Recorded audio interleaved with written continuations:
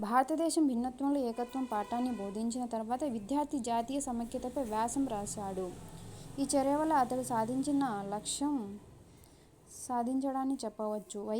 వైఖరి సాధించాడని విద్యార్థి అడవుల సంరక్షణకు సూచనలు ఇస్తాడు. ఇది ఏ లక్ష్య స్పష్టీకరణ వినియోగం. సాంఘిక శాస్త్ర పరికరాలను ఉపయోగించి గ్రహణాలు ఏర్పడే విధానాన్ని ప్రదర్శించడం అనే కృత్యంలో ఇమిడి ఉన్న సామర్థ్యం హస్తలాఘవం. మన దేశంలో జనాభా పెరుగుదలను అరికట్టడానికి మీరు ఇచ్చే సూచనలు ఏమిటి?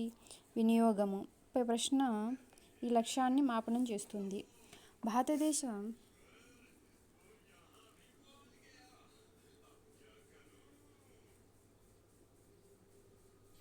భారతదేశ విదేశాంగ విధానం అనే పాఠం విద్యార్థిలో ప్రముఖంగా ఏ భావనను అభివృద్ధి పరచడానికి దోహదపడుతుంది? అంతర్జాతీయ అవగాహన. వినియోగం అనే లక్ష్యానికి చెందని స్పష్టీకరణ సాధారణీకరించడం, పరిష్కారాన్ని సూచించడం, సంబంధాలను గుర్తించడం, ఫలితాలను ఊహించడం అనేవి వినియోగం అనే లక్ష్యానికి చెందిన స్పష్టీకరణ.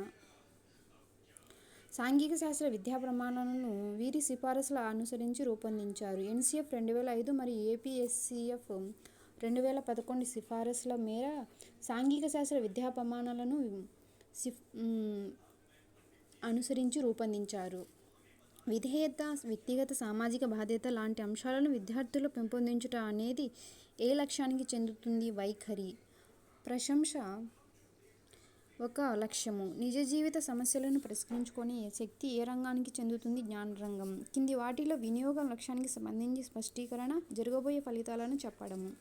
తరగతి గది బోధనానంతరం సాధించగలిగేవి లక్ష్యాలు. గ్రామ పంచాయతీ పురపాలక సంఘాల విధుల్లో పోలికలు, భేదాలు తెలపండి అనే ప్రశ్న అవగాహన లక్ష్యానికి చెందింది.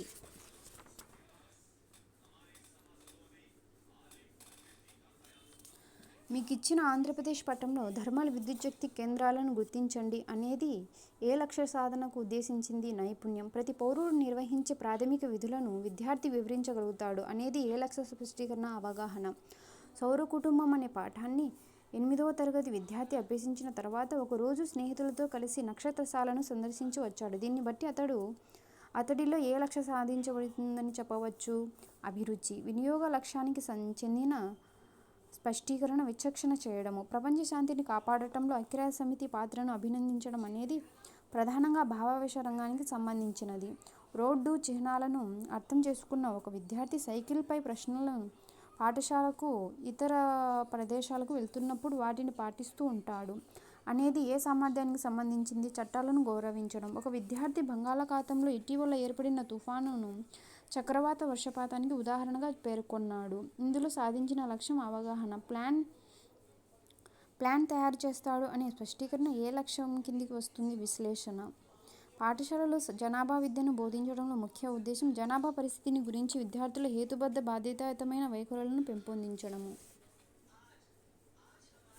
1964లో భావావేశ రంగం గురించి కృషి చేసిన వారు డేవిడ్ ఆర్. క్రాత్హోల్. సాంఘిక శాస్త్రం యొక్క స్వభావం మానవ సంబంధమైంది.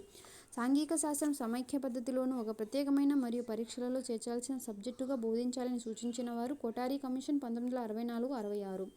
సాంఘిక శాస్త్ర విద్య నిజ జీవితానికి సంబంధించినదిగా ఉండాలి అన్నవారు ఈశ్వరీభాయ్ పటేల్ కమిటీ 1977. మానవ విలువలు, సమగ్ర సంస్కృతిని విద్యార్థుల్లో అంతర్లీనం కావాల్సి ఉంది అని భావించిన వారు జాతీయ విద్యా విధానం 1986.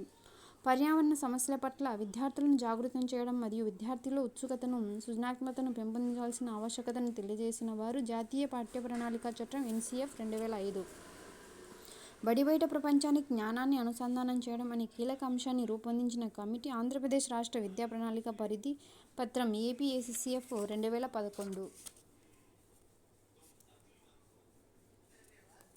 ఒక దృగ్విషయం యొక్క యోగ్యతను తెలియజేసేది విలువలు. ఒక వస్తువు, సన్నివేశం, భావం, కృత్యం లేక దృగ్విషయం యొక్క యోగ్యత, మంచితనం, మంచి దానిని ఎంచుకునుట గురించి దృఢమైన నమ్మకమే విలువ అని అన్నవారు డి. బాండ్.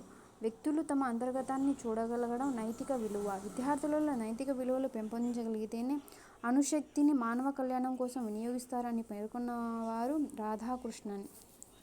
సత్యమే సౌందర్యం, సౌందర్యమే సత్యం అని అభిప్రాయపడింది జాన్ కీట్స్.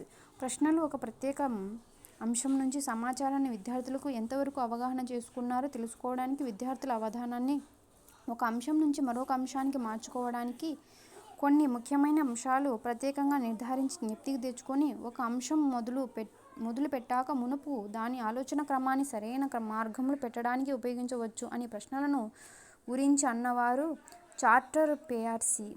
ఈ పద్ధతిని ఒక పని వ్యూహరచన అని కూడా అంటారు. ప్రకల్పన పద్ధతిని వ్యూహరచన అని కూడా అంటారు. ఒక పని వ్యూహరచన అని కూడా అంటారు. చర్చ అనేది వివిధ వ్యక్తుల నుంచి సమీకరించిన జ్ఞానం, భావాలు, చేత ఆలోచనలు ఒక వ్యక్తికి ఉన్న వాటి కంటే ఎక్కువ గుణం కలిగి ఉంటాయనే సూత్రంపై ఆధారపడి ఉన్నది అన్నవారు జెరోల్డ్ మెక్. విద్యార్థుల సృజనాత్మక సామర్థ్యాలను అభివృద్ధి చేయడానికి ఈ పద్ధతిలో తోడ్పడుతుంది. మేధోమథనం.